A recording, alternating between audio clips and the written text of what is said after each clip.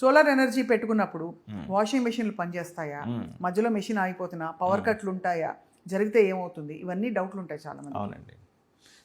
Solar on grid system అంటేనండి grid connected system. ఇది ఎట్లా వర్క్ చేస్తుందంటే మన ఇంట్లో ప్రతి ఇళ్లలో కూడా మీటర్లు ఉంటాయి, కరెంట్ మీటర్ ఉంటుంది. అది ఏం చేస్తుంది, యూని డైరెక్షనల్ మీటర్ అంటాము.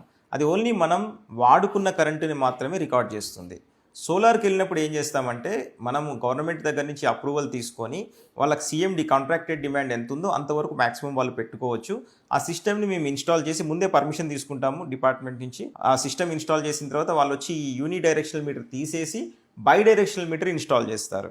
అది ఇన్స్టాల్ చేయటం వల్ల మనం వాడుకున్న కరెంట్నే కాకుండా మనం తయారు చేసిన కరెంట్ కూడా రికార్డ్ అవుద్ది.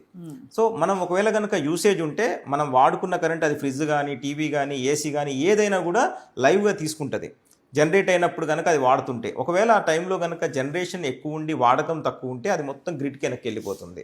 ఆ వెళ్ళిన యూనిట్స్ అన్ని కూడా మనం నైట్ టైం ఏసీలు, ఫ్రిడ్జ్లు ఏదైతే వాడుకుంటామో నెక్స్ట్ మంత్ ఎండ్ మనకు బిల్ వచ్చేసరికి ఎక్సెస్ వెళ్ళిన యూనిట్స్ వాడుకున్న యూనిట్స్కి డిఫరెన్స్కి మాత్రమే మీకు బిల్ వస్తుంది. ఇందులో ఏసీలు, ఫ్రిడ్జ్లు అన్నీ నడుస్తాయి. అలానే దీంట్లో బ్యాటరీస్ ఉండవండి. కరెంటు పోయినప్పుడు పనిచేస్తుందా అంటే ఇది పనిచేయదు.